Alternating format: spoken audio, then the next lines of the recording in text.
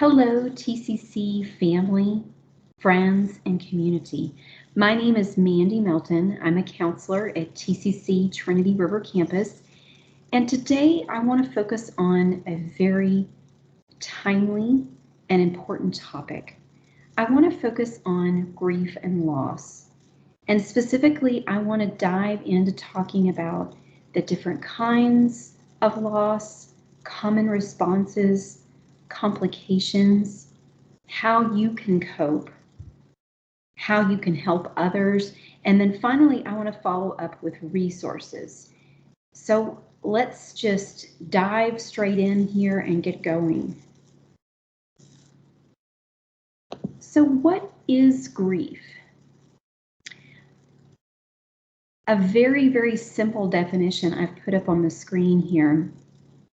Grief is intense emotion after a significant loss. And it's working through pain and loss specifically.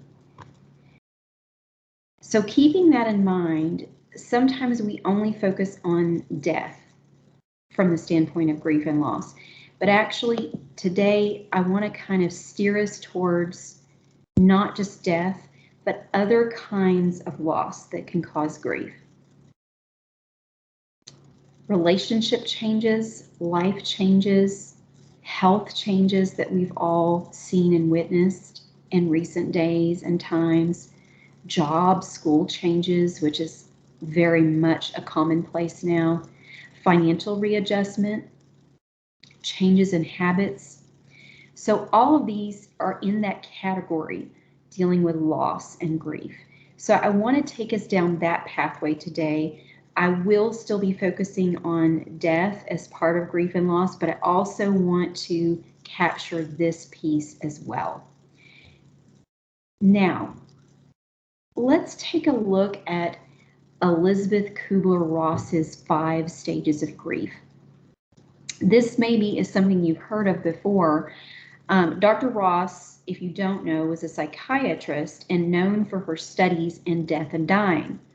She worked specifically with terminally ill patients, so she was able to draw from her experiences and create this 5 stages of grief.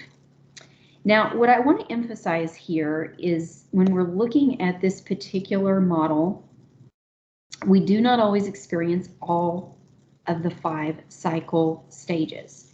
So as you're looking at this, it looks pretty linear a little bit in the picture. I mean, yes, you can kind of get the sense that it flows, but at the same time too, there's a tendency for people to think that this connects with this, and then you experience this next, and then this is the final stage. Some stages might be revisited and others may not be experienced at all. So transition between the stages, again, can be more of like an ebb and flow experience rather than a progression. People's grief and their reactions to emotional trauma are as individual as a fingerprint.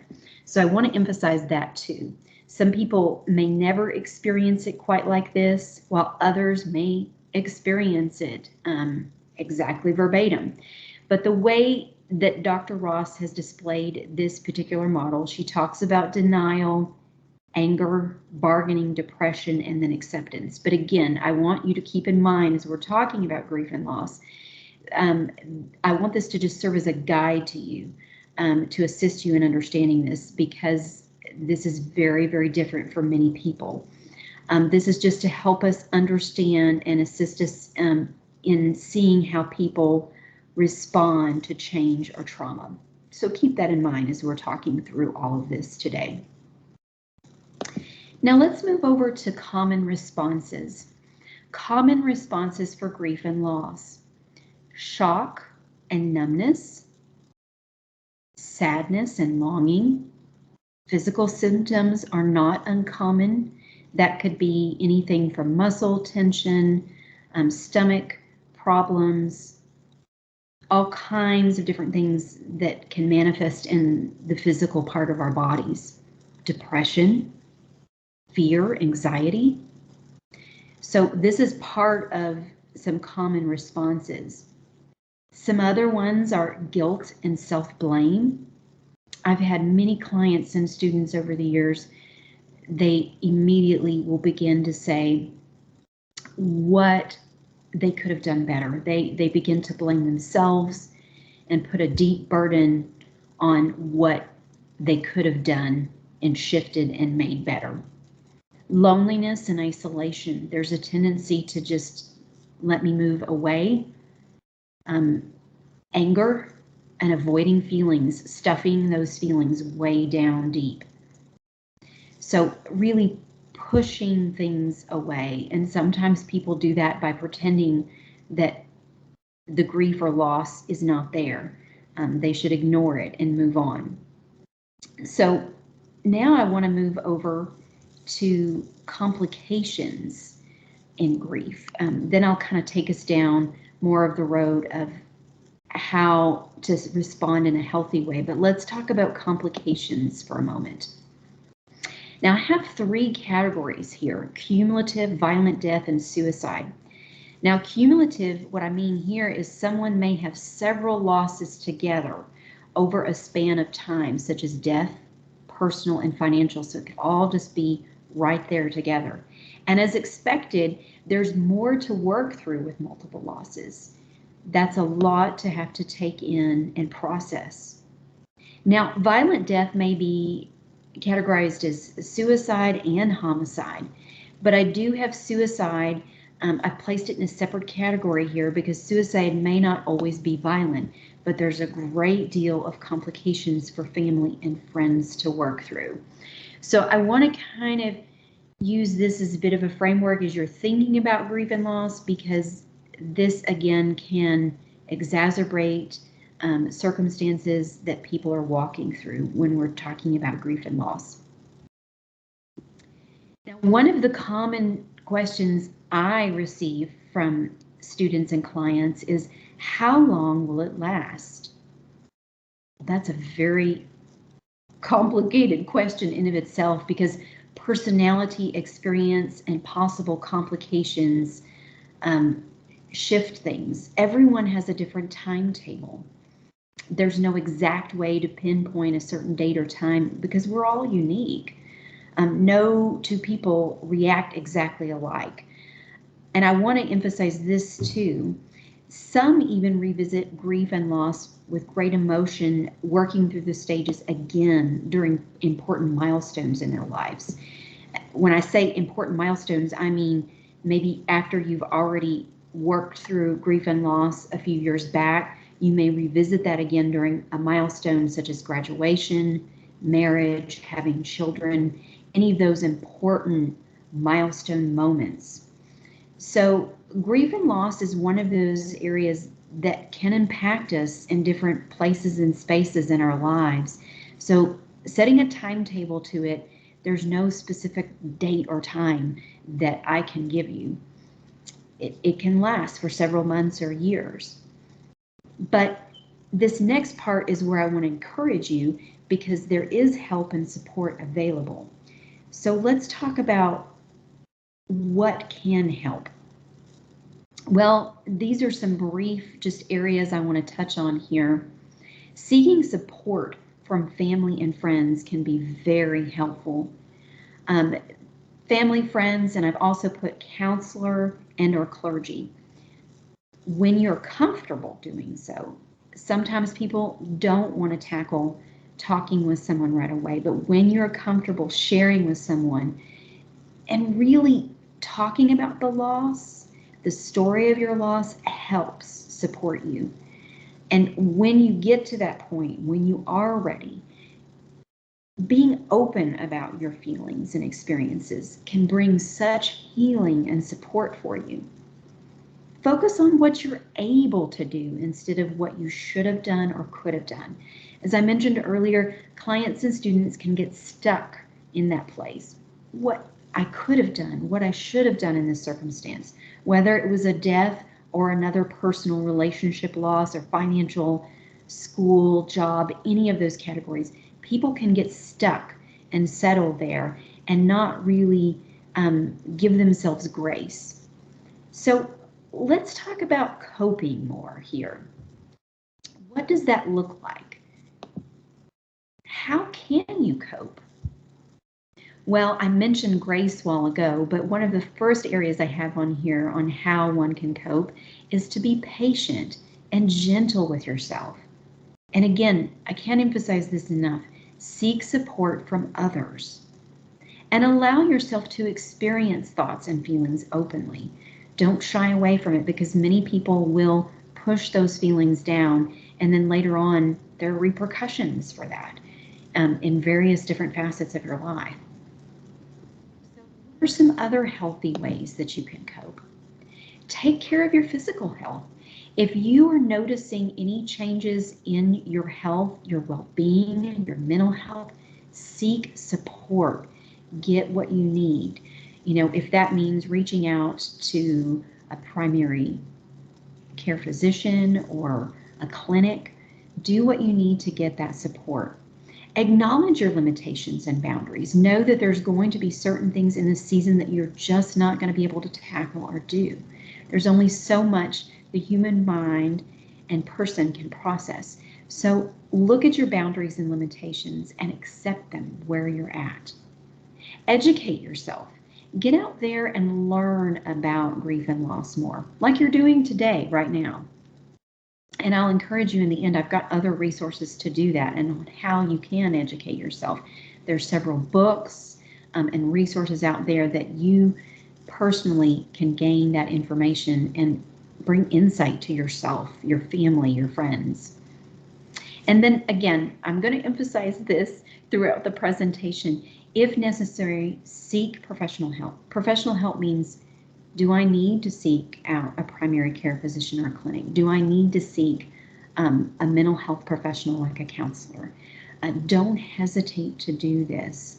You know, there's often a myth, it's taboo, you know, you shouldn't seek help, especially under certain cultural beliefs and or even genders. But I want to encourage you that seeking professional help can make the difference. Now, what about how can you help your loved ones or even friends? What does that look like? Well, it's important to talk openly about his or her loss when you're talking with friends or loved ones. And again, seeking that help. But when you are talking with them, don't try to minimize or offer false cheer. Just listening and being there for them is so healing for someone who's been through a loss. Be available. And I said this a while ago, listen, but be patient. Just as you would with yourself, giving yourself grace and patience, give others, extend that to others, that kindness and that support. Take some action. If you know that they need something and there's something that you can provide, don't hesitate to step in. That sometimes can be the simplest thing. You know what? I can do this errand for you. I can help support you by getting you a meal, helping care for your children one evening. What can you do? Take that action and step in. Encourage self-care.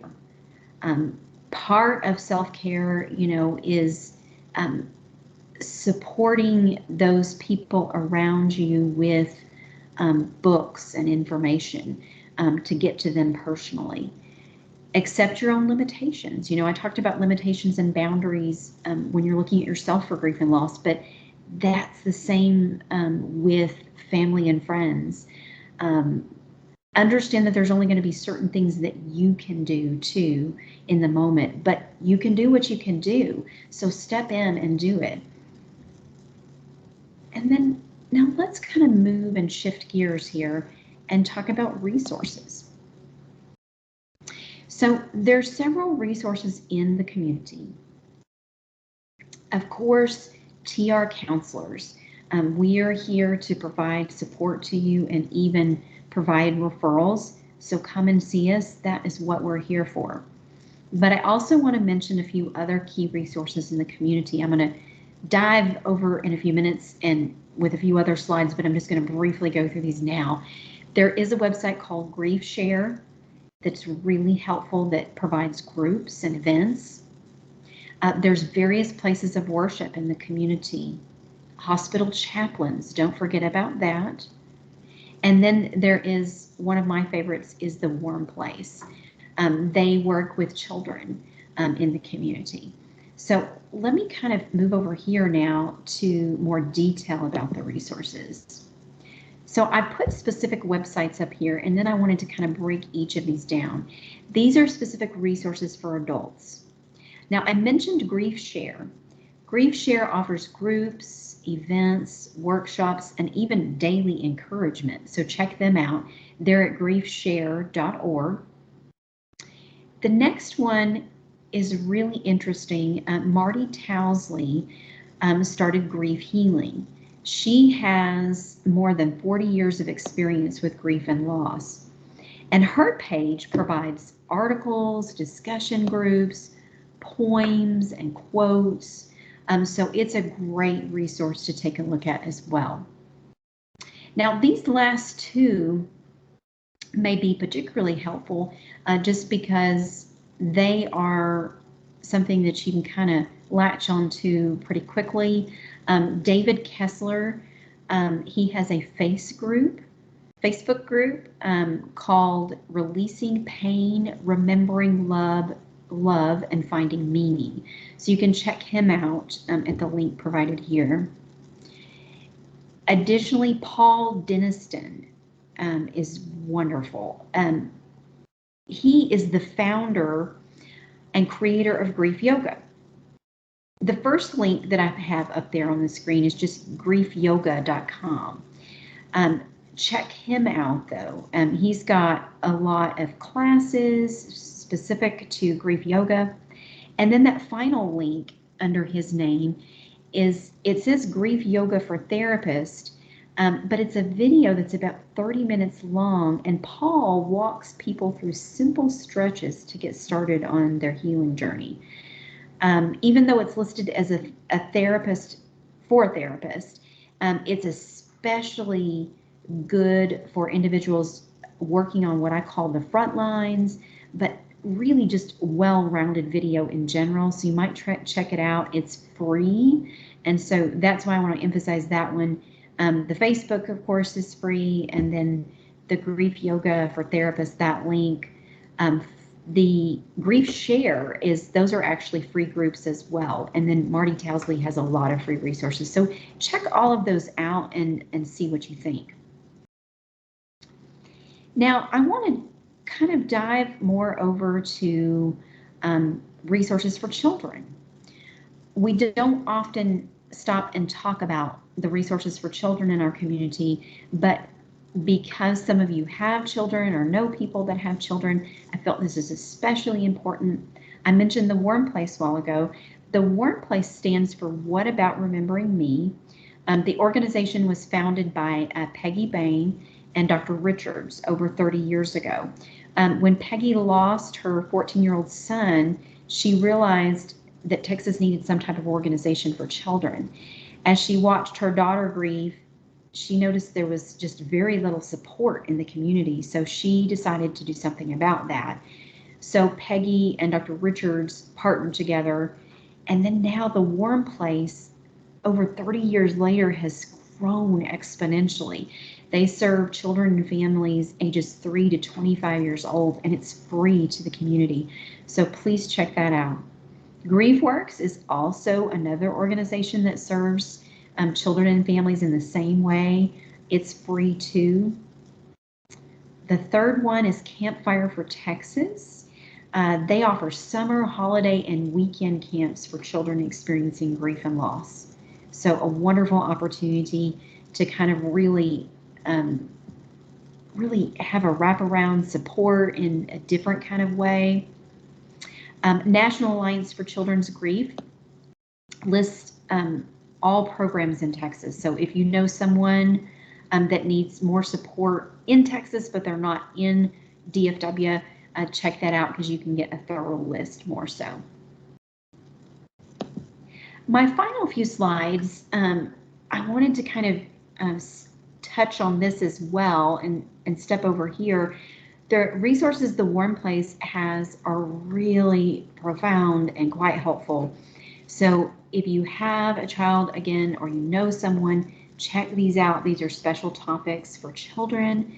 How to help a grieving child, the myths of grief, 10 things grieving children want you to know, how to talk about to children about death, and how children and teens grieve. There's one on suicide and memorial events. So check this out. They're at thewarmplace.org. So get more information from them on all of that. It's all free and available to you. Book list. I wanted to leave you with more information that you can educate yourself on. I have 3 categories here: adults, children, and then children and caregivers. So check out the lists. They're very thorough. The one on grief.com has several different areas on grief and loss. So it's, again, not just about death, but there's a piece on relationships, divorce, other areas where grief and loss take place. The books for children, this was one that I found on Scholastic's website. They had 7 touching books to help kids understand death and grief. Another really useful resource. And then the final one is actually from the Warm Place for children and caregivers. It's very, very specific to the type of loss. So they dive into a specific parent loss. They have pet loss. It's very, very specific. So check it out when you have an opportunity to begin kind of educating yourself more about grief and loss.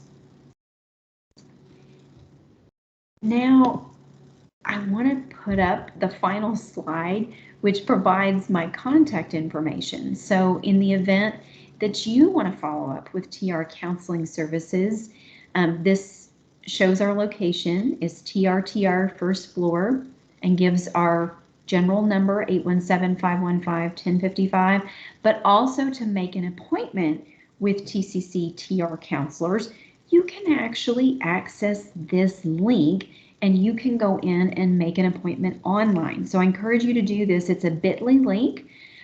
So grab that and make use of that. We have several different categories for counseling. Counselors do the personal piece, but they also have other areas that they work on, like suspension and dismissal, specifically for counseling and community referrals. Please click on First Personal Counseling Appointment, and then you can fill in your information. So we would love to hear from you. If you would like to hear or talk directly to me, please don't hesitate. Again, my name is Mandy Melton. You can reach out to me. That is Mandy, MANDY.Melton, MELTON @tccd.edu. I've enjoyed this time with you and just kind of briefly going through grief and loss information and resources. I just want you to know that TR Counseling is here for you. We want to come alongside of you and support you as much as we can. So please reach out to us. We are here for you. Take good care of yourselves and let us know if you need further support. Thank you so much.